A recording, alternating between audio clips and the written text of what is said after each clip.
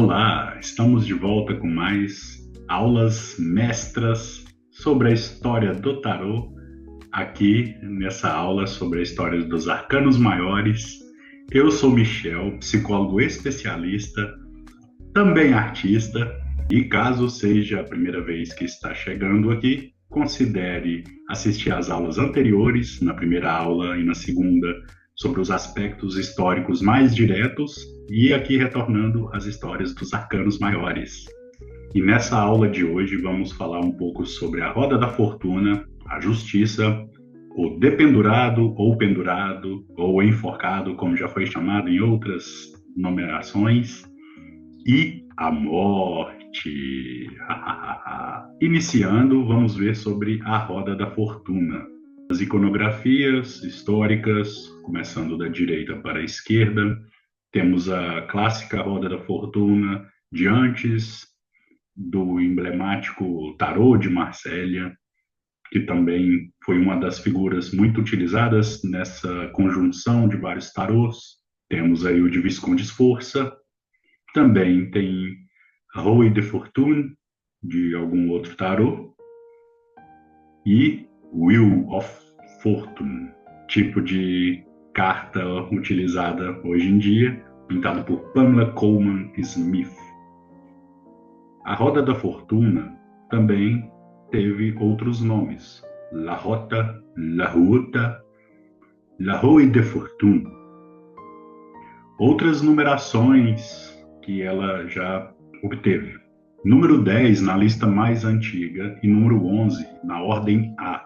Caso esteja chegando aqui pela primeira vez, essas ordens estão na primeira ou na segunda aula, se eu não me engano.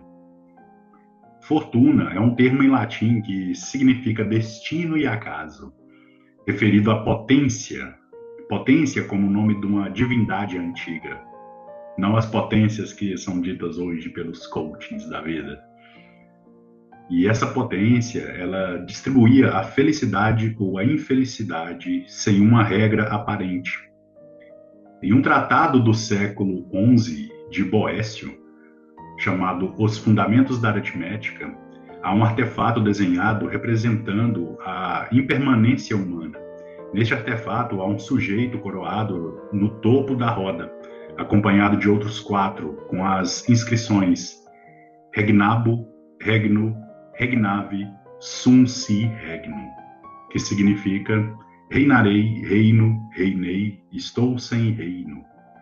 O filósofo grego Anacreonte, de cerca de 550 a 470 antes da Era Comum, ou antes de Cristo, se preferir, escreveu que a vida humana gira de maneira instável como os raios da roda de um carro. Simbologia da roda da fortuna.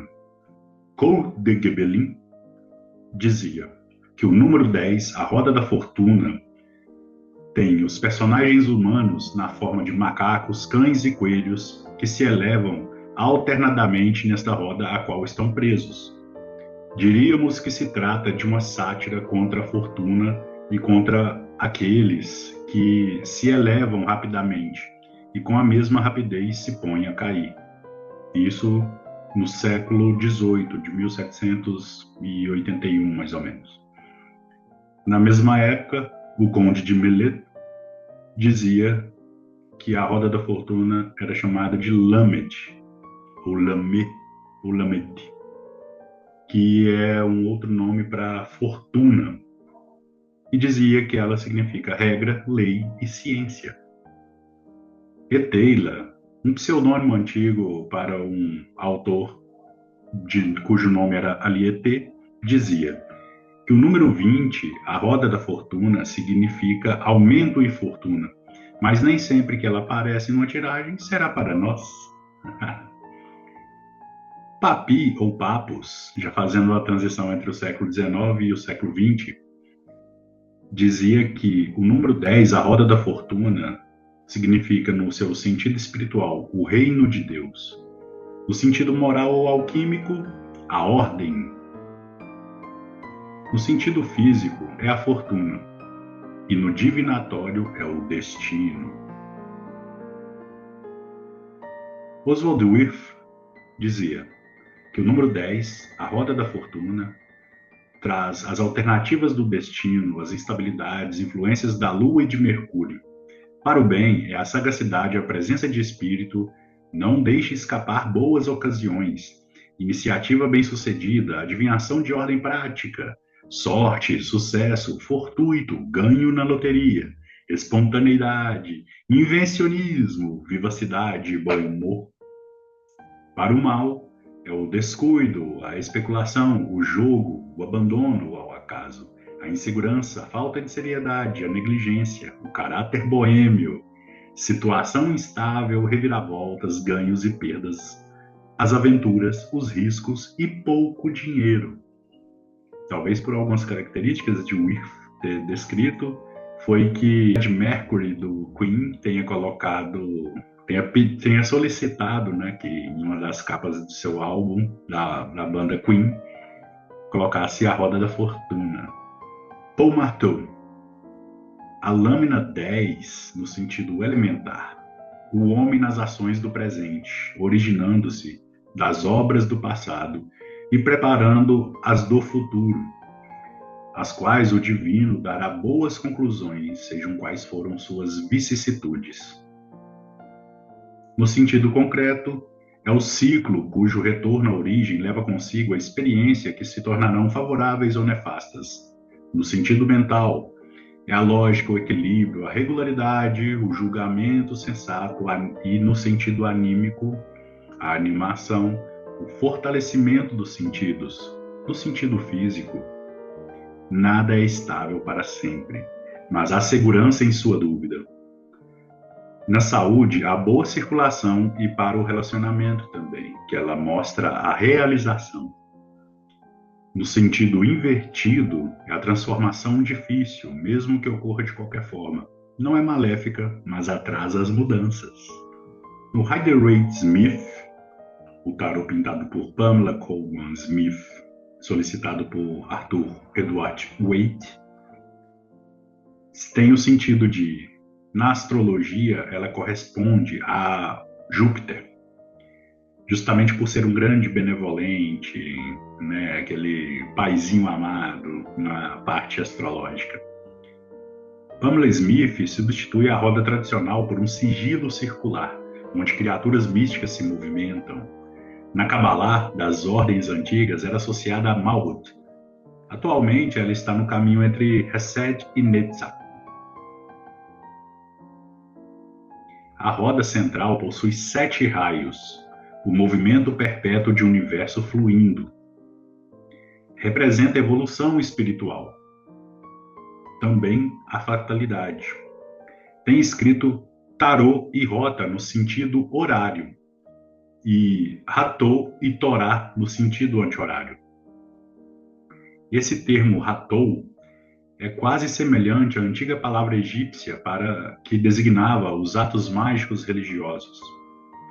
Esses atos mágicos da parte mais mística dos povos de Kemet, ou Kemet, era muito associado a todo tipo de vivência que eles tinham. E Ratou era o nome antes de existir o nome magia para esse tipo de participação mística. Entre essas letras romanas que estão passando pela roda da fortuna, as letras que formam também o nome de Deus, ou Deus, para nós mais ocidentalizados aqui na Sudamérica, mostrando que a providência divina se manifesta em todas as coisas. Sua manifestação externa é representada pelas 4 criaturas viventes. Nos cantos da roda da fortuna, também em outros arcanos, como o mundo, essas 4 criaturas viventes já é uma analogia à descrição de Ezequiel sobre como que seriam os santos dos santos, os anjos, que formam os 4 cantos do cosmo e toda a sua circoevolução. Também se encontra na roda Tifão, o deus grego gênio do mal em forma de serpente, que desce pela roda. E também há um Hermanubis, o gênio do bem, ascendendo a roda. Esse Hermanubis também é uma forma mística daquilo que já estava sendo assimilado após as invasões gregas, do período pós-egípcio ali de Cleópatra e tudo mais, onde eles já assimilavam culturas e divindades egípcias a divindades que eles ainda estavam em formação. Hermanubis é um desses, né, que caracterizava entre Anubis e Hermes. Seu uso mágico pode facilitar as circunstâncias, o sucesso, a abundância e o equilíbrio. Então, temos a espiral cósmica, que seria a roda da fortuna no novo tarô de Urano. No Nut, a espiral cósmica está também ligada ao 21º caminho cabalístico, que é a letra Kaf. Ela liga Hesed a Netzach. Os 4 reinos cabalísticos estão inscritos nela, desde a parte mais espiritual e superior, digamos assim, até a parte do plano inferior, que seria o surgimento da matéria. Ela também indica a evolução, pois o seu caminho cabalístico também é chamado de inteligência da conciliação. Ela opera na formulação da existência, onde se carrega todas as essências. Por isso, esse movimento dos elementais fundindo numa espiral que pode tanto simbolizar uma galáxia, a informação da nossa galáxia, com os pontos de orientação dos signos e o seu desdobramento nas infinitudes dos éons, tendo o ponto acima Aquário, que é justamente o éon hoje na astrologia regido por Urano, e a sua oposição na parte de baixo, que seria Leão, e nas outras contrapartes, né, Leste-Oeste, Escorpião e Touro, que são os mesmos emblemas das 4 criaturas viventes que estavam nos outros tarôs. A espiral cósmica também é a expansão benevolente dos fenômenos. Assim, ela ainda continua nessa parte que na cabala hermética Hesed representa Júpiter. E também da plenitude do vazio surgem todas as coisas, e tudo tende ao equilíbrio perpétuo. Ao invés de um sigilo das ordens esotéricas antigas, eu preferi colocar acima uma palavra em hebraico antigo que se refere aos véus negativos da não existência, que está além de Keter, que também foi chamado de Ein Sof e Ein Sof Al. Deixa para você pesquisar. Chegamos na justiça, como você pode ver na iconografia histórica, da direita para a esquerda os mais antigos, até chegar na justiça do tarô mais conhecido, pintado por Pamela. A justiça também teve outros nomes: La Justicia, Justicia, Justicia, Justice, La Justice. Outras numerações foi o número 20 na lista mais antiga dos trunfos e na ordem B, e número 7 no tarô de Jacques Vieville. O termo vindo da família gramatical jus e juris tinha um significado de direito, no sentido do respeito aos direitos e méritos de cada um. Em latim se tornou justiça, justitia. Cerca de 540 a 604 da Era Comum, viveu o padre da Igreja Gregório, o Grande. Ele foi o primeiro a estabelecer uma classificação dos vícios e virtudes no Ocidente. As 4 virtudes cardeais são prudência, justiça, força e temperança. São Tomás de Aquino utiliza dessa fórmula, explicando que essas virtudes são os eixos da existência humana. Tais virtudes já estavam presentes na República de Platão. E posteriormente os padres colocaram aos dogmas cristãos, acrescentando a fé, a esperança e a caridade. Na simbologia, Gibelin diz que o número 8, a justiça, é a rainha Astreia, sentada em seu trono e segurando um punhal com uma mão e uma balança na outra. A Lietê diz que é o número 9, a justiça significa equidade.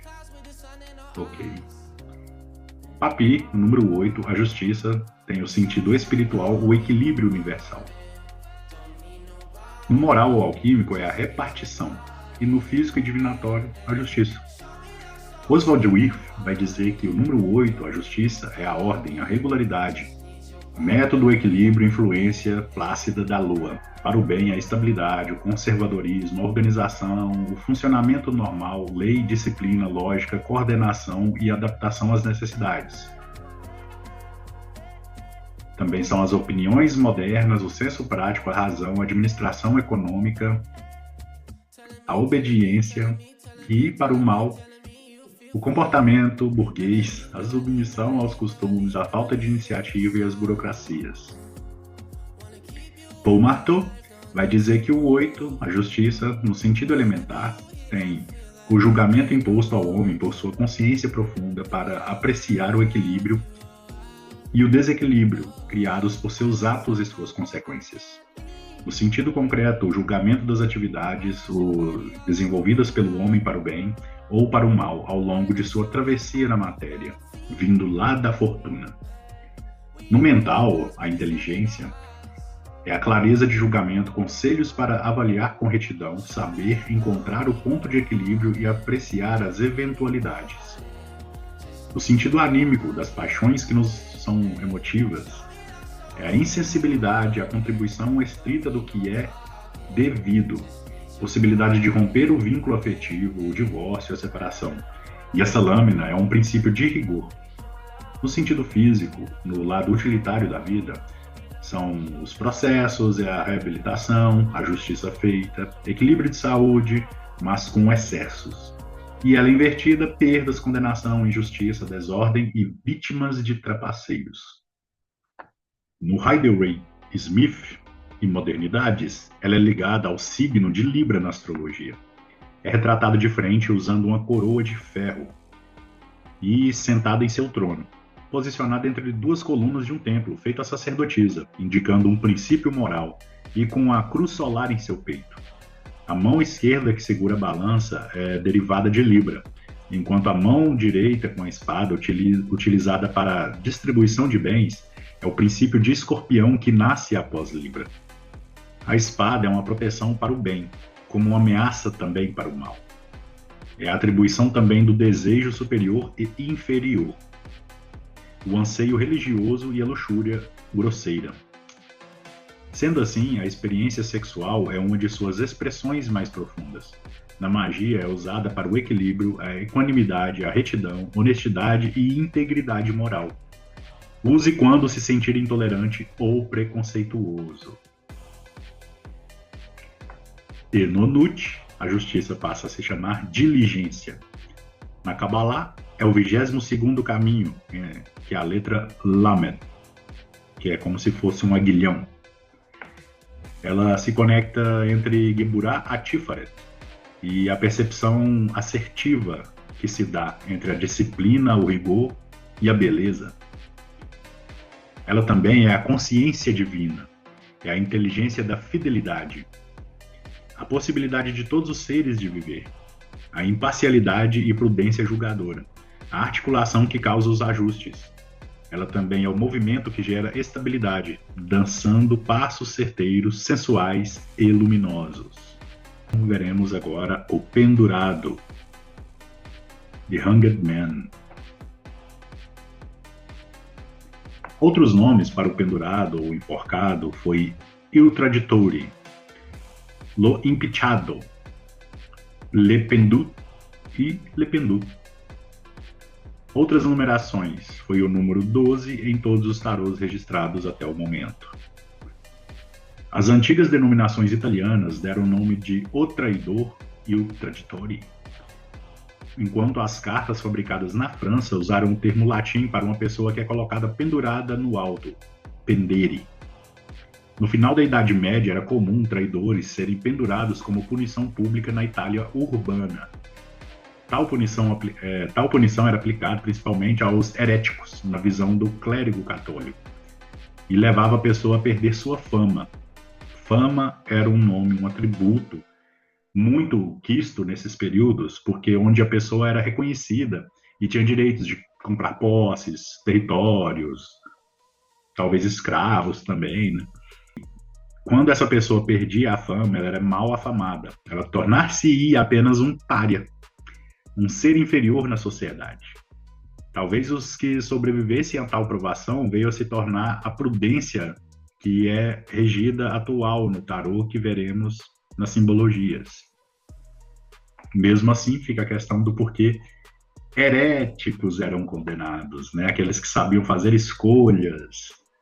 E a igreja queria pessoas dominadas. Eis que surge os primórdios do capitalismo ocidental a partir dessas ideias de dominação. Na simbologia, Gébelin diz que o número 12, a prudência, pertence às 4 virtudes cardeais, onde vemos um homem pendurado pelos pés. Mas o que faz este homem aí? Isso é obra de um fabricante de cartaz presunçoso que não compreendeu a beleza desse quadro, tratando de desfigurá-lo. O título dessa carta deveria ser O Homem com o Pé Suspenso, Pede Suspendo. Mais tarde, questionaram a presença de um homem pendurado neste jogo, e muitos vieram dizer que essa carta era a justa punição do inventor do jogo por ter representado uma papisa. Nessa parte eu gostei do que o Gébelin falou, hein? Gostei assim, né? Gostei ficando preocupado. A Liete, ou Eteila, diz que o número 12, a prudência, o anulo e horrendo nome do pendurado vindo da ignorância que não compreende essa virtude. Quando essa carta vem, é sensato agir com cautela, pois todos sabem que preconceito e ignorância transformam atos louváveis em crimes. Seja prudente.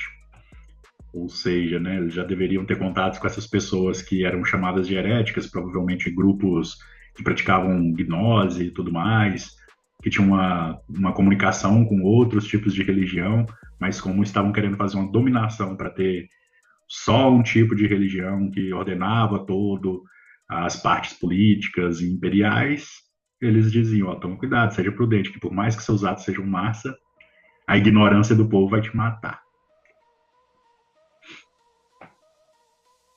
Papi diz que o número 12, ou pendurado, tem o seu sentido espiritual a realização. No sentido moral ou alquímico, é o sacrifício moral. No físico, é o sacrifício físico. E no divinatório, a provação. Oswald Wirth vai dizer que o número 12, o pendurado, é a abnegação, o sacrifício com sentido, e influência da Lua e de Vênus. Para o bem, é o desinteresse, altruísmo, submissão ao dever, patriotismo, sonho generoso, filantropia e sementes. Para o mal, boas decisões não executadas, projetos não realizados, ficar só na teoria, promessas não cumpridas, amor não compartilhado. Paul Marteau vai dizer que o número 2, ou pendurado, tem o seu sentido elementar, a inversão da ação para orientação ao aspecto espiritual em abnegação. No sentido concreto, pausa para a preparação a uma transição, a transformação, a passagem do concreto ao abstrato, num estado de não afetividade. No sentido mental, né, as inteligências são as diversas possibilidades, a evocação do tempo para tomar decisões que geram hesitações. Indica coisas que não amadurecem, não tendo uma conclusão de fato. No anímico ou nas paixões emotivas, é a falta de determinação, projeto duvidoso, renúncia, incapacidade momentânea e, se começar algo, ficará paralisado até que uma ajuda externa o auxilie. Invertida é o sucesso possível, mas instável, sem prazer em projetos sentimentais e também projetos ocultos que podem ocorrer. No Rider-Waite-Smith e Modernidades, a forca que o suspende forma uma cruz tal, ou tal, e o homem forma uma cruz recurvada, quase como uma suástica.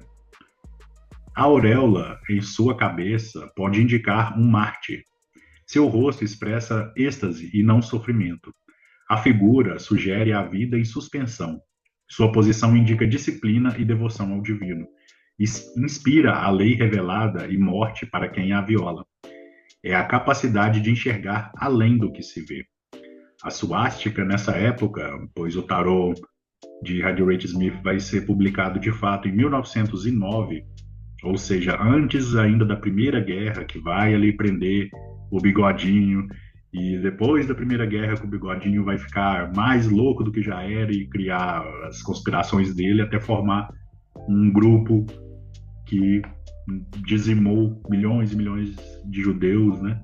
E de outros povos também. Antes dos judeus, eles dizimaram povos na África e tudo mais, para testar suas armas e suas loucuras. Mas a suástica sempre foi um símbolo de poder para quem fazia um movimento como se fosse um movimento monástico, né, de monges, para poder se interiorizar, ter um aprendizado através de um certo sacrifício da vida, né, uma abnegação. E o pendurado no novo tarô de Urano é o Sacro Ofício. Na Kabbalah, ele está no 23º caminho, sendo a letra Men, que tem algo voltado para o elemento da água. E ele está também justamente na posição onde o pilar da restrição, que também significa o elemental água, né, da parte da água celestial e tal, fazendo a ligação justamente de Geburah a Hod, pois a disciplina e o esplendor da inteligência é como se fosse o encontro do rio ao mar, como as tradições iorubá chamavam de Iemanjá. São as mudanças mentais, a inteligência estável neste caminho cabalístico. Sacrifica o pequeno ego inflamável e inflado para que o seu intelecto alcance o logos, renascido das águas celestiais. É a iniciação mental e as abstrações oníricas, né, dos nossos sonhos. É a persistência no tempo, a administração do sofrimento físico e mental, pois a sua condução faz com que esse esplendor seja disciplinado, essa inteligência encontre uma disciplina, fazendo assim uma comunicação daquilo que vem do alto para aquilo que está manifestando no abaixo. Então chegamos no arcano a morte. A morte, como podemos ver na iconografia histórica, ela sempre foi representada por essa figura ceifadora que dizima nobres, plebeus, aristocratas, aniquila sacerdotes, até chegar nessa parte de Pamela Colman Smith, onde parece um dos cavaleiros do Apocalipse, talvez, montado no tal cavalo branco, e carregando um estandarte ao invés de uma foice em sua mão. Outros nomes: La Morte, La Morte. Outras numerações: sempre foi o número 13 em todos os tarôs registrados até o momento. Do latim mors e mortis, algo como grande ceifada, não apresenta um sentido etimológico além disso. A ideia de representar a morte como um esqueleto ceifador transmite a ideia de que algo presente na natureza real e não algo sobrenatural, quando a morte vem para todas as pessoas. No século XIII, houveram inúmeros poemas retratando a dança da morte, ou as danças macabras. Em outras regiões que sofreram com as invasões coloniais e impregnação do cristianismo, mesmo assim, mantiveram a cultura indígena nativa sobre a morte, como os festejos mexicanos sobre La Muerte, simbolizando que essa passagem pode ser feliz, embora o luto a acompanhe. A história da simbologia divinatória, em 1781, Ghibellin vai dizer que o número 13 representa a morte, pois ela ceifa os humanos, reis e rainhas, grandes e pequenos. Nada resiste à sua foice letal. O número 13 sempre foi visto como um mau agouro. Vale acrescentar que tampouco surpreende o fato dos egípcios terem inserido a morte em um jogo que deveria despertar ideias agradáveis, pois para eles era um jogo de guerra, então a morte não poderia ficar de fora. Da mesma forma, o xadrez termina com checkmate, melhor dizendo, chamate, a morte do rei. Ok. Ainda em 1781, o conde de Miller diz que a morte, ou tet, indica a ação de varrer. Com efeito, a morte é uma varredora terrível. Em 1783, Eteila vai dizer que o número 17 da morte e sua vinda é necessária. Significa morte ou algo desconhecido, um processo de cortesia que, neste caso, é algo melhor. Em 1909, Papy vai dizer que 13, a morte, tem um sentido espiritual da imortalidade pela mudança. No moral alquímico é a morte e renascimento. No físico é a transmutação das forças. E no divinatório, uma morte. Em 1927, Oswald Wirth vai dizer que 13, a morte, é a fatalidade inevitável. Fim necessário, o desencantamento, a influência ativa de Saturno. Para o bem é o aprofundamento, a penetração intelectual, metafísica, desilusão, discernimento severo, sabedoria desiludida, a indiferença, a resignação. E para o mal é o prazo fatal, fracasso inevitável, vítima, desânimo, pessimismo, conversão absoluta, suspensão com o intuito de recomeçar de modo diametralmente oposta.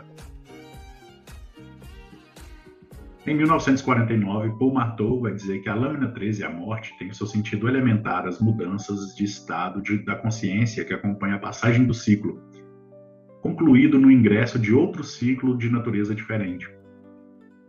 Talvez aqui começa sobre isso de ser a transformação e as mudanças mais comuns de hoje em dia, talvez. No concreto, seu verdadeiro sentido é a transmutação, e no mental, a renovação das ideias, onde algo intervirá e transformará tudo, como um fenômeno de catálise em que um corpo novo modifica por completo a ação dos outros presentes. No anímico é o distanciamento, a dispersão na afeição, a extirpação de um sentimento ou de uma esperança. No físico, a morte é a pausa de alguma coisa, a imobilidade, e nos negócios é a transformação completa. Invertida é a estagnação do ponto de vista, a morte evitável, mas acompanhada de doença incurável. E dependendo do que lhe circunda, é a morte cujos efeitos continuam além dela, nas más ações. Seriam os karmas, já chegando na cultura ocidental. No Rider-Waite-Smith, nas modernidades, é um cavaleiro misterioso que se move lentamente. Porta o estandarte negro com a rosa mística, o símbolo da vida. Entre duas colunas ao horizonte brilha o sol da imortalidade. O cavaleiro não possui nenhuma arma visível, mas rei, criança, donzela caem diante dele, enquanto um bispo de mãos cerradas aguarda seu fim. Sua representação alegórica trata-se do Pai Cronos, que é o fim do tempo e o início e nascimento também. A morte é a passagem de um mundo para o outro. Ela sucede à regeneração. É o elo universal natural. A morte mística é uma mudança na forma da consciência. Seu uso na magia pode ser para encerrar um ciclo e iniciar um novo projeto, uma renovação das forças durante um processo doloroso, ou trazer esperança após períodos turbulentos. E a morte no novo tarô de Urano se chama a inevitável. Na Kabbalah é o 24º caminho, a letra Nun.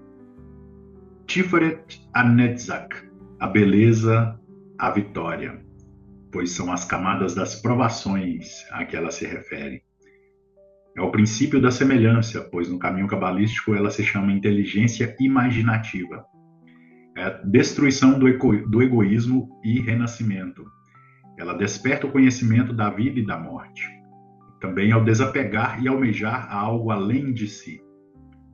E a unidade e amor, pois amor reconstrói os fragmentos do uno. Torna-se amor eterno.